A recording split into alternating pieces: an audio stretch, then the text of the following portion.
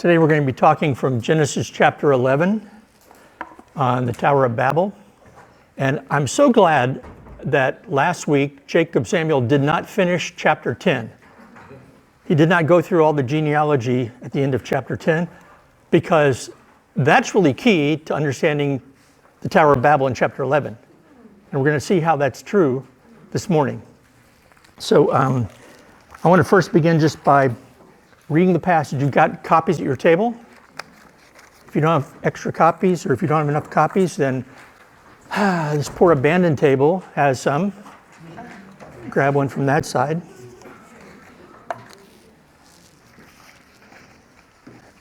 And let's begin. It's just 9 little verses. Doesn't seem long. But I'll tell you, there's so many questions that you can produce from this, and I'm not going to answer most of them. So, now all the earth uses the same language and the same words.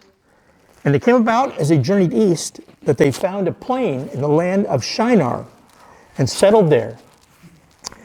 Then they said to one another, "Come, let us make bricks and fire them thoroughly." And they used brick for stone, and they used tar for mortar. And they said, "Come, let us build ourselves a city, a tower whose top will reach into the heavens, and let us make a name for ourselves. Otherwise, we'll be scattered abroad over the face of the earth." Now the Lord came down to see the city and the tower which the men had built, or been building.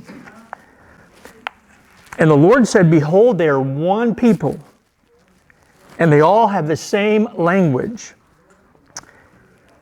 And this is what they've started to do. And now nothing which they plan to do will be impossible for them. Come, let us go down and there confuse their language, so that they will not be able to understand one another's speech." So the Lord scattered them abroad from there over all the face of the earth, and they stopped building the city.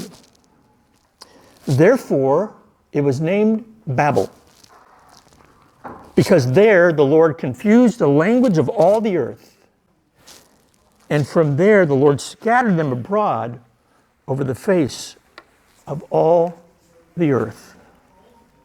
So that's a really short story in the middle of Genesis, these chapters of Genesis we've been going through, the Tower of Babel.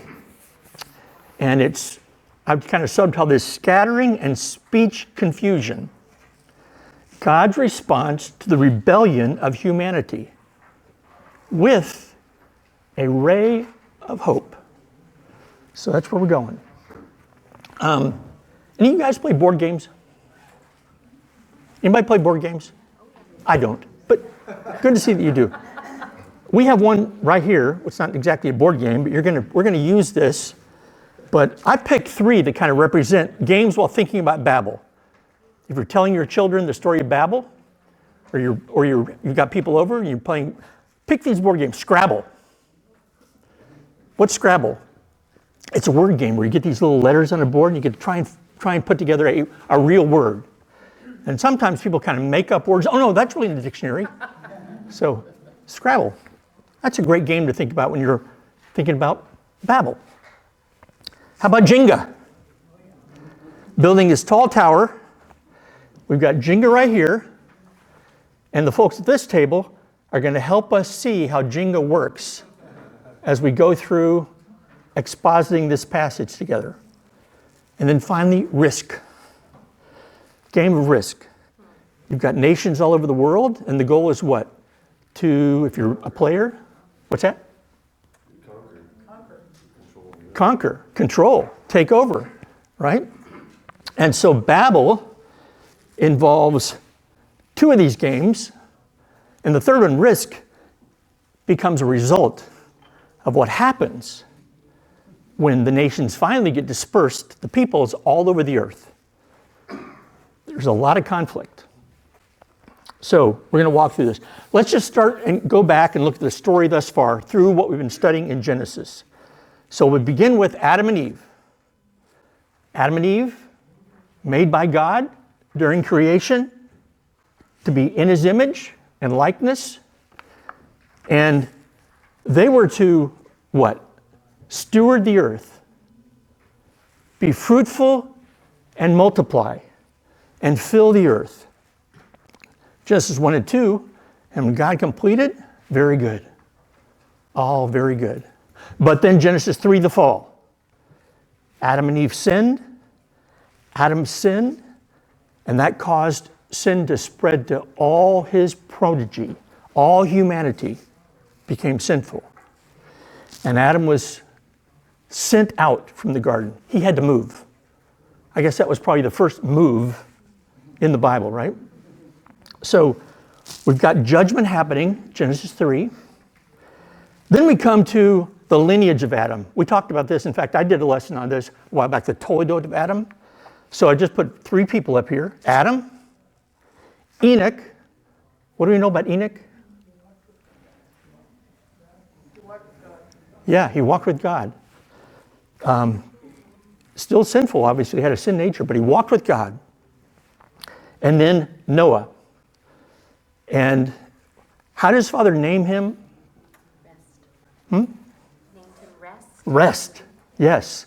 He'll take away the labor of our hands. We'll be at rest. So Noah. And what happened though? We see through chapters 4 through 6 the effects of sin. Chapter 5 goes through, and he died, and he died, and he died. And we see hints of sin until we get to chapter 6. And then what does God say? The whole earth is evil. The whole earth is corrupt, everyone. And to deal with that, he sends the flood. And we've covered this the last few weeks, the flood which wiped out all of humanity except for Noah and his family. So the flood. Second judgment, right? The flood. And then finally we come to where we began last week, where Jacob and Sam were taking us. We have the 3 sons of Noah, Shem, Ham, and Japheth.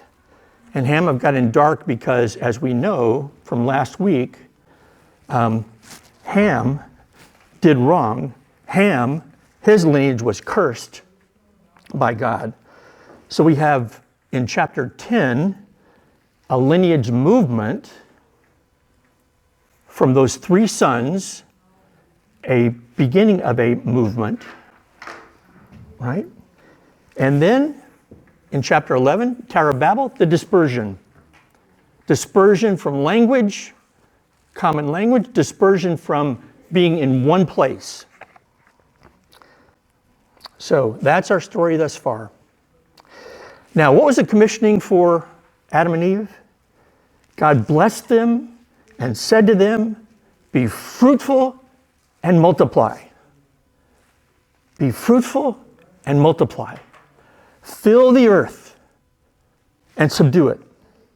Rule over the fish of the sea, the birds of the air, every creature moves on the ground, but be fruitful and multiply, fill the earth.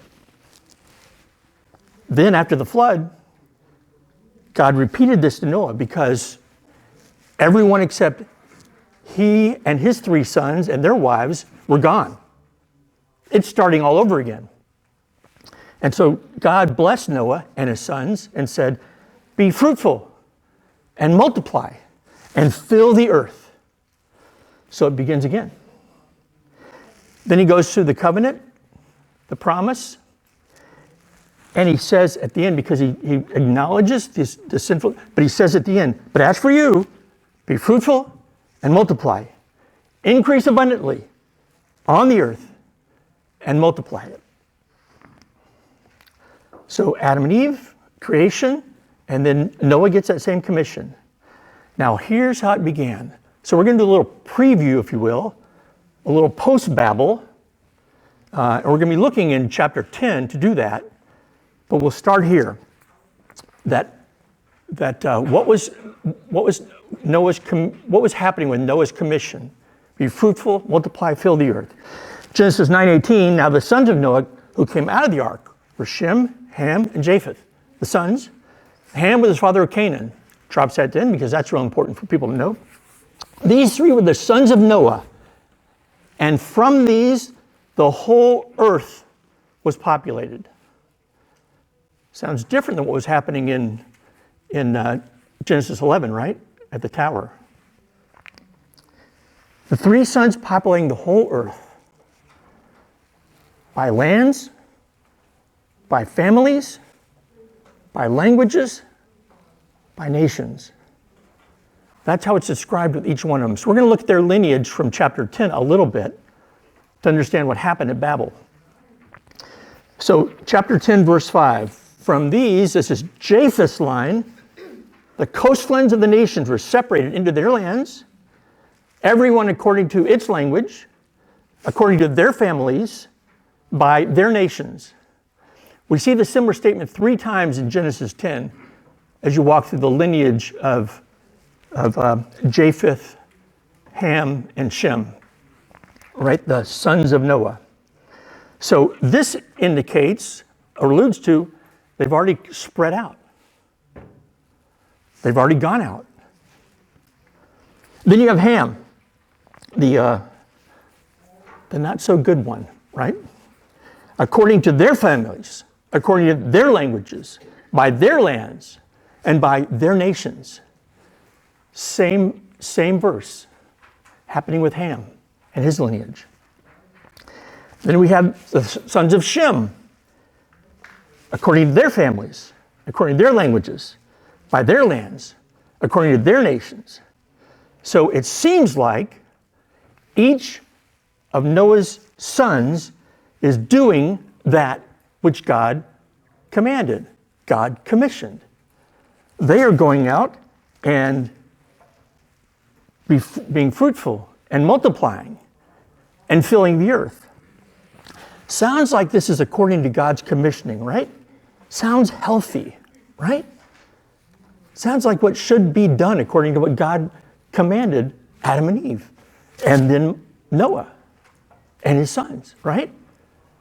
Sounds like this is right. Think so? We're not to Babel yet.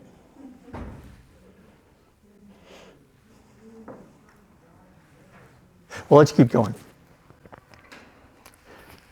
Here we come to Babel.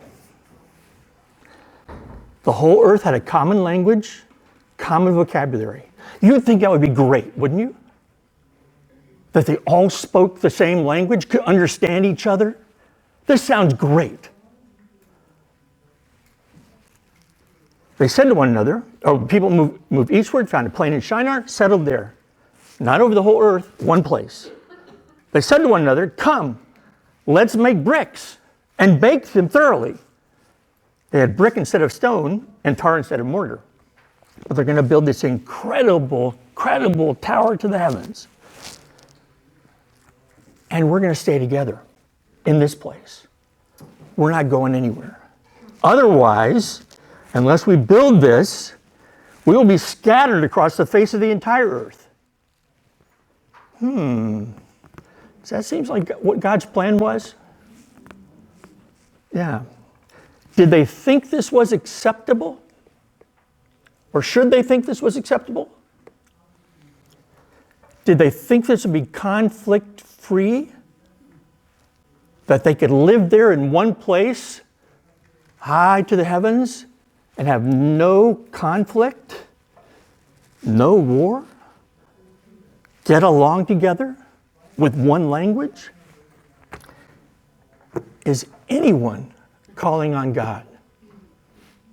Anyone? Clearly not.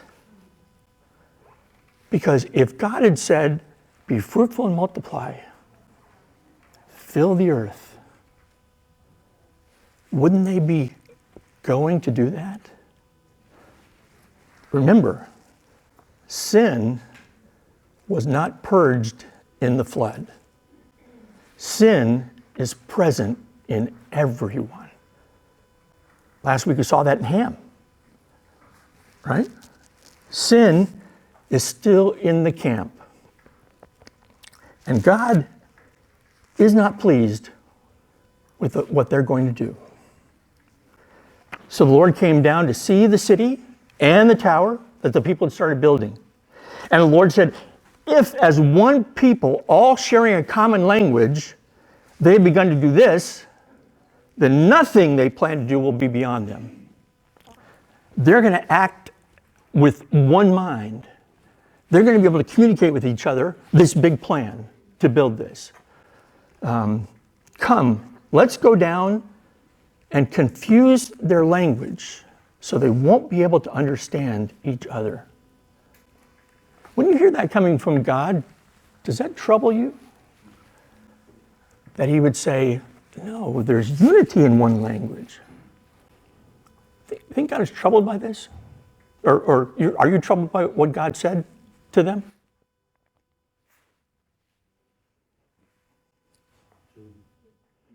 Psalm 2. Psalm 2. Psalm 2, where the Lord looks down at people and has them in derision. So God must have had a really good joke up his sleeve of taking down. Yeah.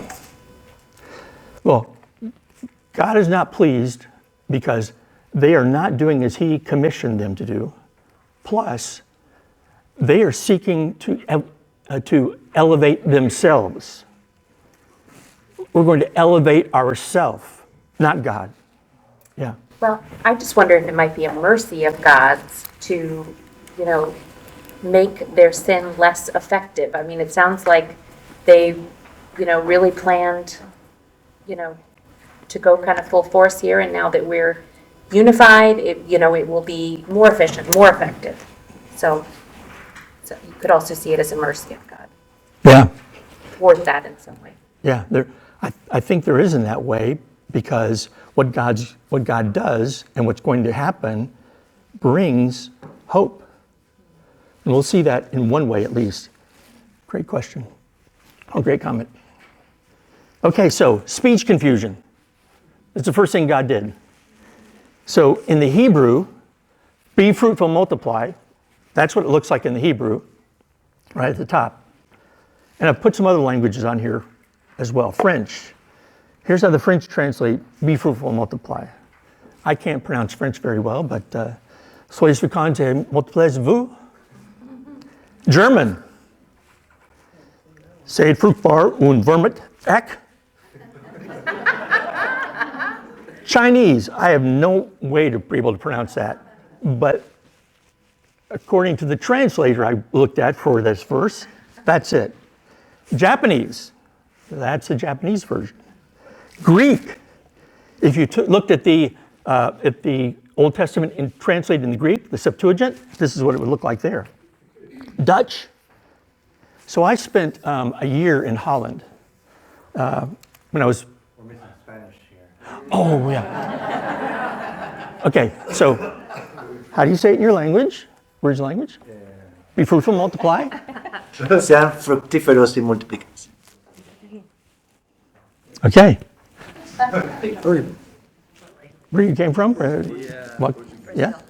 Yeah? It's been a long time, so it's okay. I'll have to, but I'll paraphrase frutifique y multiplique. Okay. Any other languages in the room that you want to share? And you can't say Australian. Oh, it's be fruitful and multiply. Oh, yeah. Not that. All these languages that we have today, all these languages. Do you might know how many languages exist today in the world?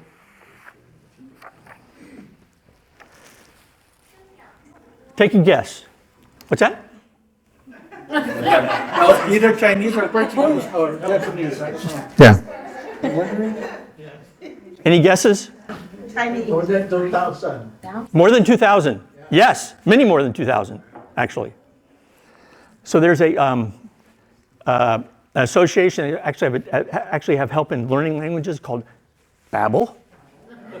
It's got an extra B in there, but Babel.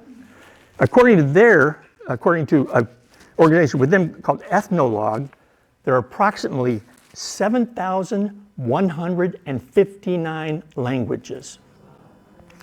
So if you were to say, oh, I can say bathroom in 6 languages, that's nothing.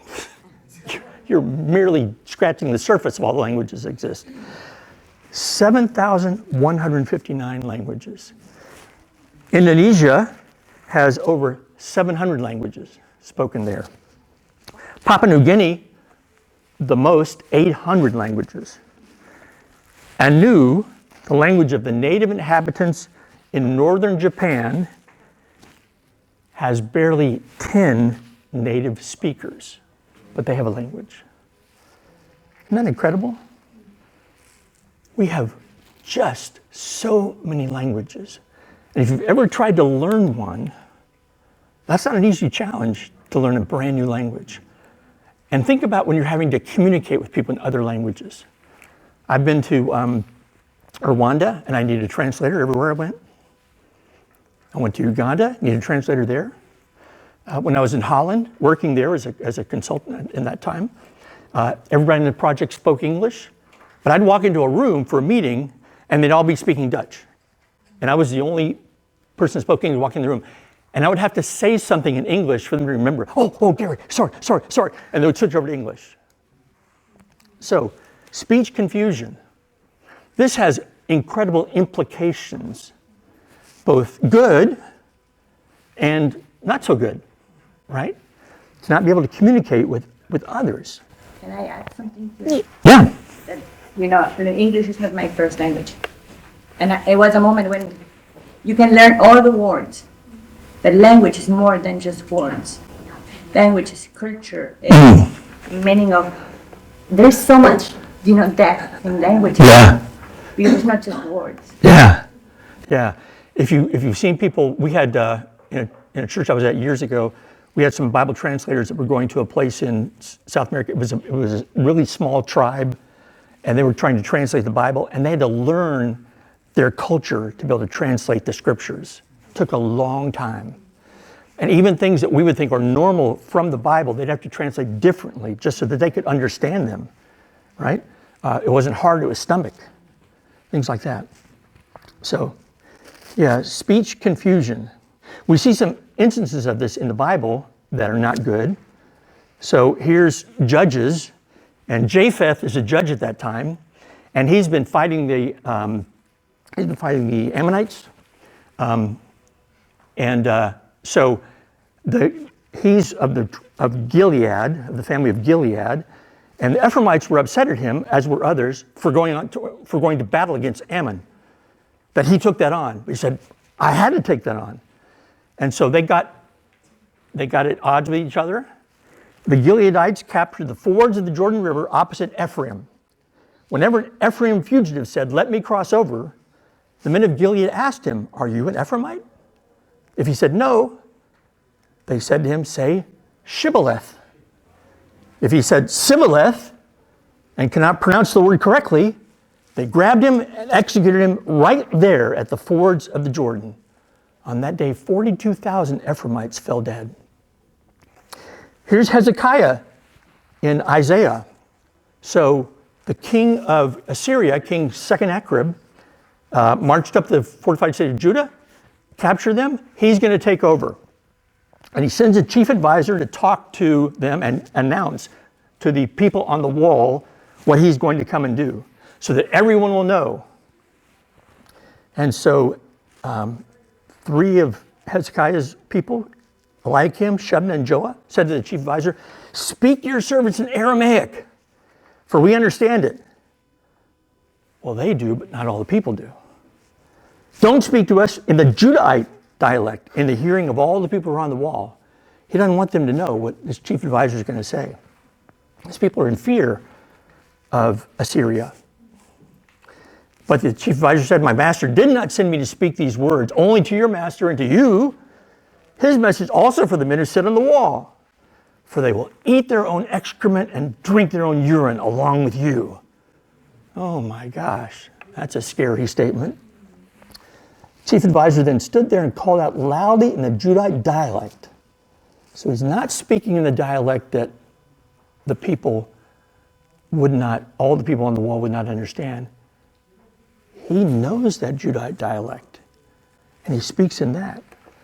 Don't let Hezekiah mislead you. He's not able to rescue you. Don't let him talk you into trusting the Lord. Don't listen to Hezekiah. But the king tells you, send me a token of your submission and surrender to me. Now, a couple chapters later, we see that God takes care of Sennacherib's people. 185,000 of the Assyrian army are killed. Speech confusion, there's even challenges when we look at the Bible, right? The original texts were in two languages, Hebrew for the Old Testament, Greek, New Testament. And it's a challenge to learn these languages and translate them into other languages. Now, Felipe, you have some experience with this, right? You have some experience with this, right? Learning Greek and Hebrew? Yeah. So it's a challenge not only to learn them, but to translate them. Every Bible that you have in an English translation is a translation from those original languages, Hebrew and the Greek. And there's conflicts that happen in translation, some of them heretical. So here's John 1:1. In the beginning was the Word, and the Word was with God, and the Word was God. Speaking of the incarnation of Christ, the Word, right? The Son of God. The Greek looks like this, and Jehovah's Witnesses translate it a little bit differently. They don't translate the word was God. The word was a God. They make a grammatical choice to add that amorphous little a so that they can claim that Jesus is not fully God, but is the highest created being. Just that little word a. And you get a heretical interpretation of who Christ is, of who the incarnate Son of God is.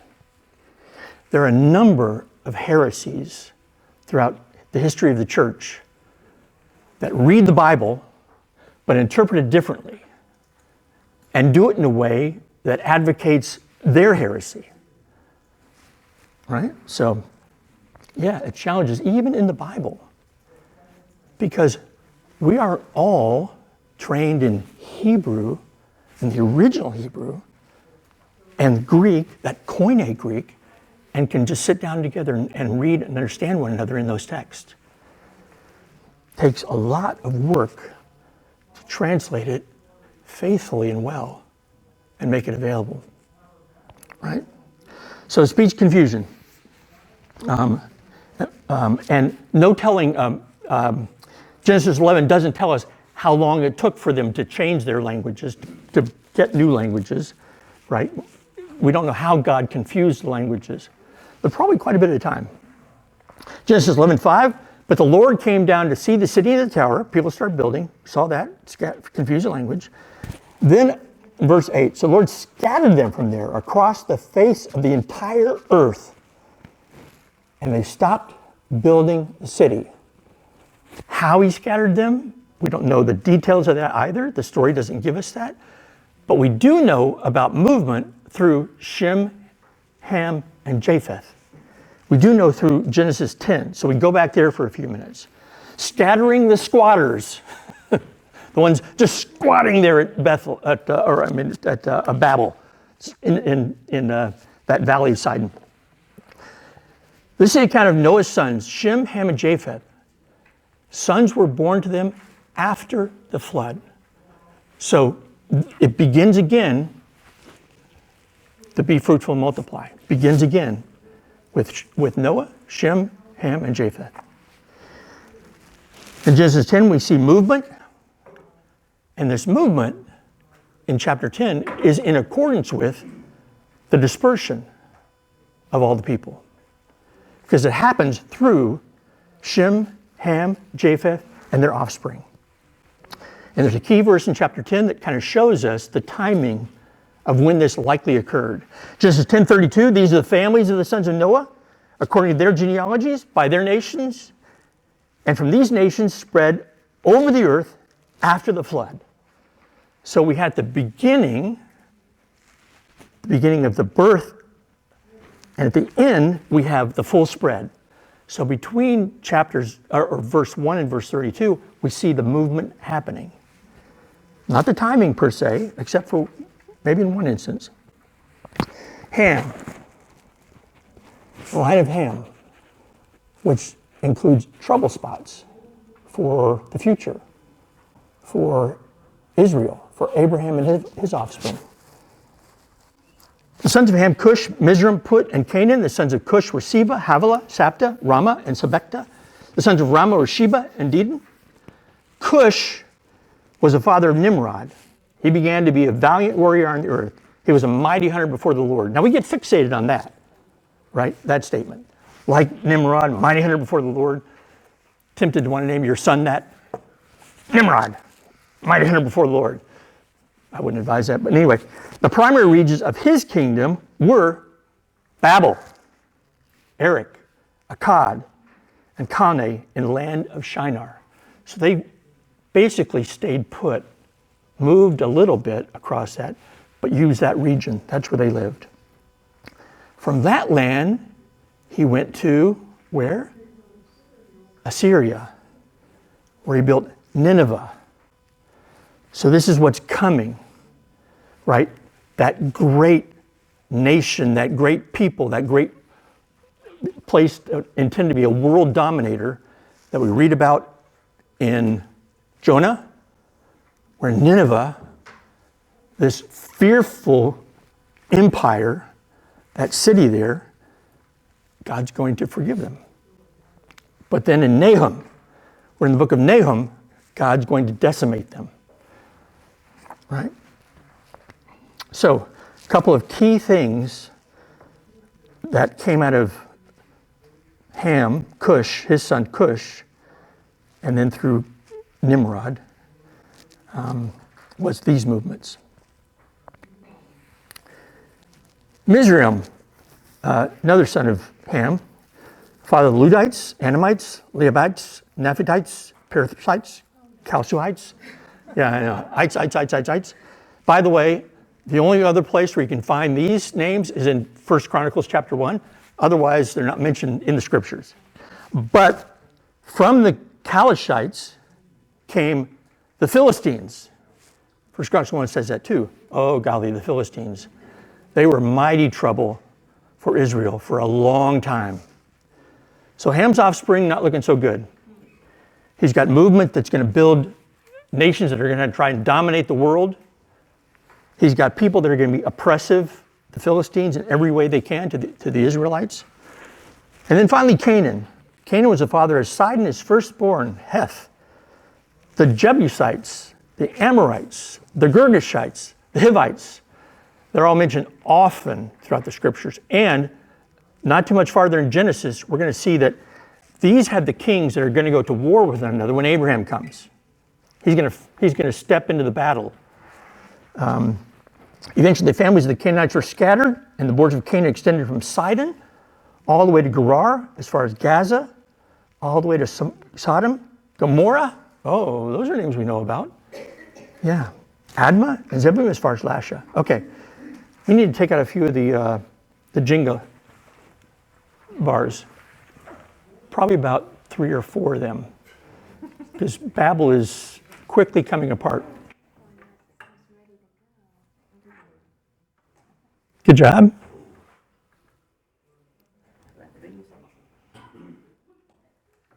Wow, you guys are good. Supposed to, yeah, okay. So we got the Jebusites, the Amorites, the Girgashites.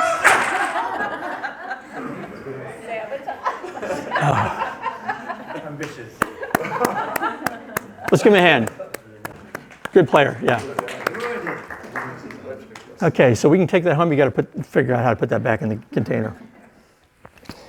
Shem, the line of Shem. This line has the ray of hope. So sons were born to Shem, older brother of Japheth, the father of all the sons of Eber. That's an important one. Now you can see all these other names. The sons of Shem were Elam, Asher, Arphaxad, right? And Arphaxad, that is, we'll see him in a bit. He was the father of Shelah, Shelah the father of Eber, 2 sons born to Eber.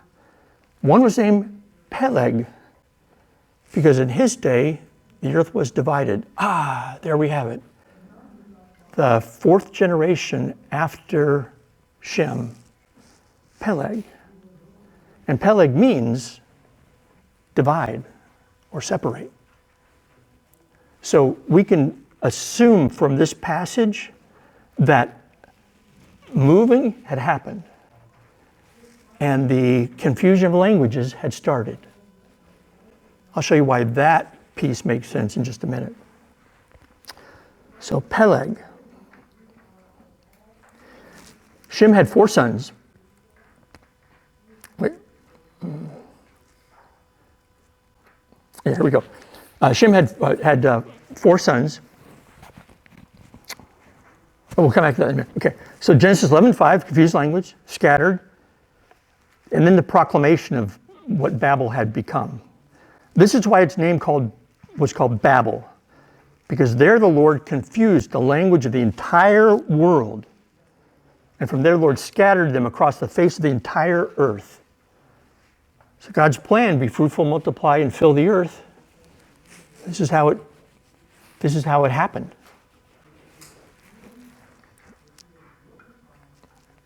But Shem, the ray of hope. So Shem had 4 sons. One was Arpachshad, whose son was Shelah, so it was Eber, who had 2 sons. We've seen that. We're going to see him more in just a minute. Peleg, separate, divide. That's what that name means, because in his day the earth was divided. We see that name again as a verb in Psalm 55:9. Destroy, and this is the only other time we see it in the Bible. Destroy, O Lord, divide their tongues. Peleg their tongues.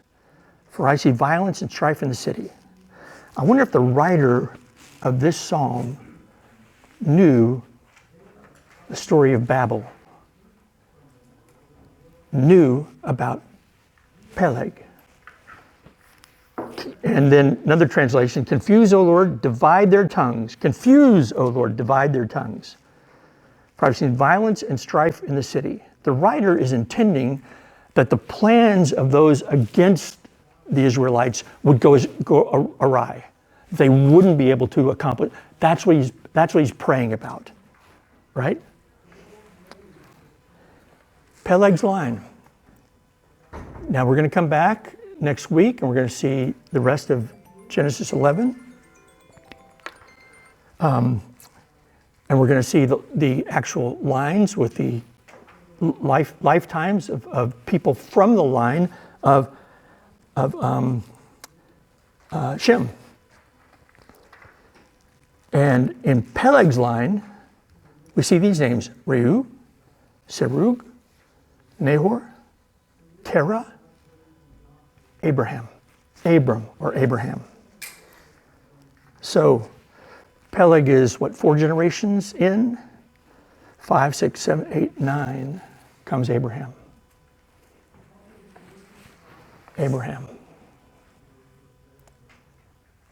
What is Abraham going to become?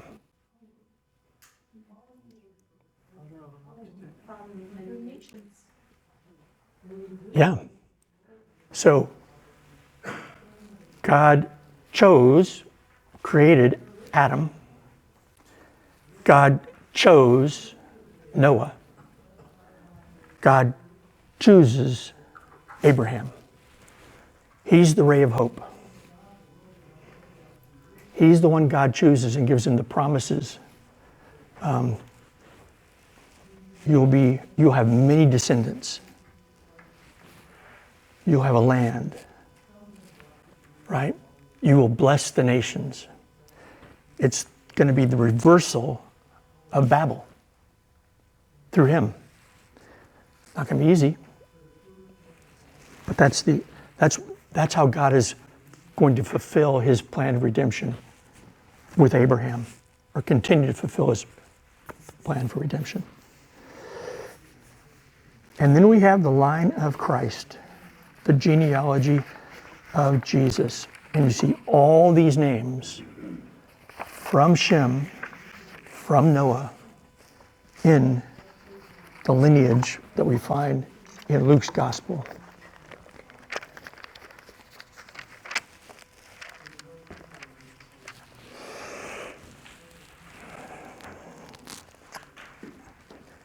The son of Abraham, the son of Terah, the son of Nahor, the son of Serug, the son of Reu, son of Peleg, son of Arphaxad, son of Shem, son of Noah, son of Lamech, son of Methuselah, son of Enoch, son of Jared, son of Mahalalel, son of Canaan, son of Enosh, not the same Canaan as the other Canaan, son of Seth, son of Adam, son of God.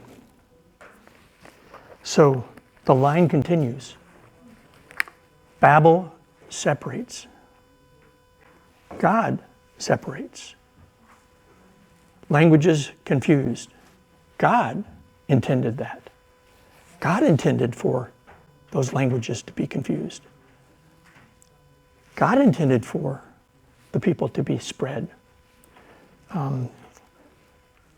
Perfect design, even though it doesn't look like it, because when Adam sinned, be fruitful, multiply took on a different meaning.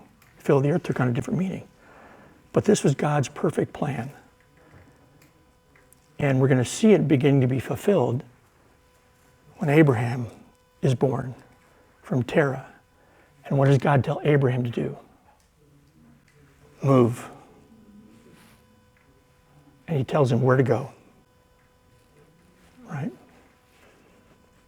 Yeah. So, ray of hope. Any final questions? Any questions?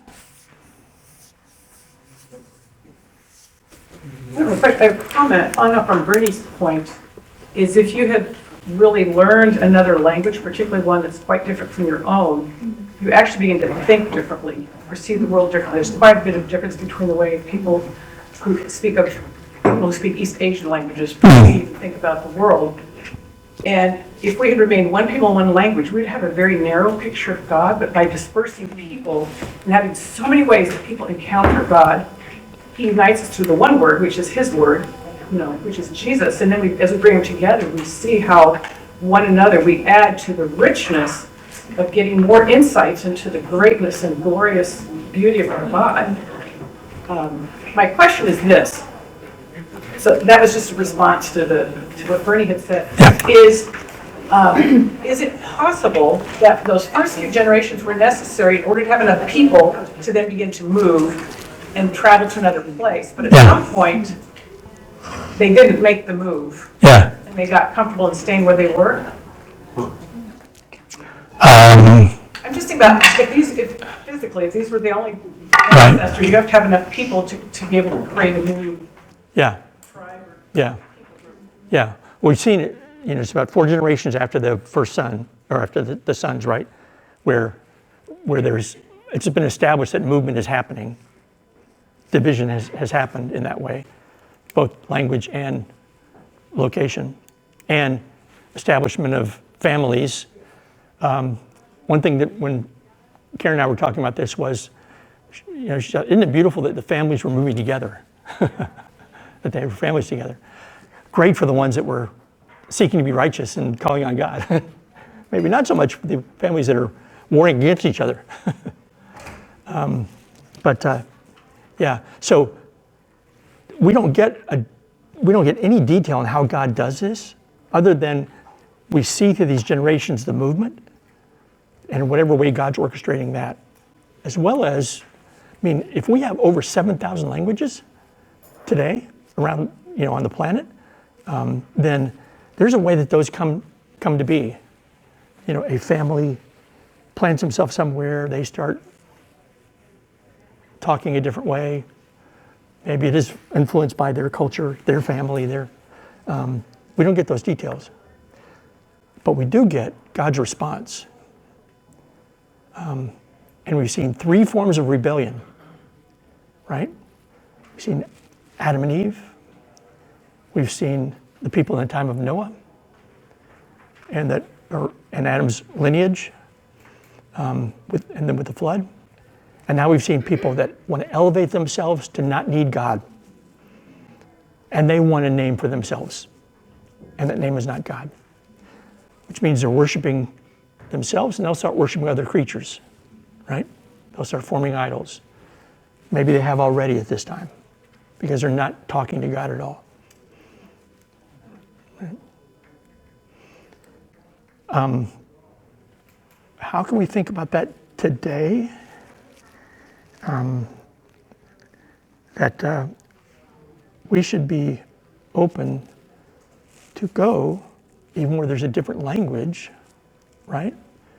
Or a different belief, to desire to share the gospel of Jesus Christ from that lineage and hope that they will come to faith in Christ. And guess what? They become part of our family. And not just for a moment, right? So that doesn't mean we're going to, when they get ready to move somewhere, we're going to go with them. But we're with them. All right. Anything, other questions or comments you have? Just see me afterwards. I think it's time to let y'all go. Yeah. Father in heaven, we are thankful for this story in your word. We're thankful for how you placed it. And we're thankful for what we can draw from it. And we are grateful for the ongoing sight in the scriptures of the unfolding of your plan for redemption, for renewal, which is fulfilled in Christ. And Lord, we thank you that you've even given us the people through which he came, the lineage that he has. So help us as we go to service, as we go to our own way someplace else, to seek you, to pray to you, to revere you, to desire what you desire for us, not what we desire. Praise things in Christ's name. Amen.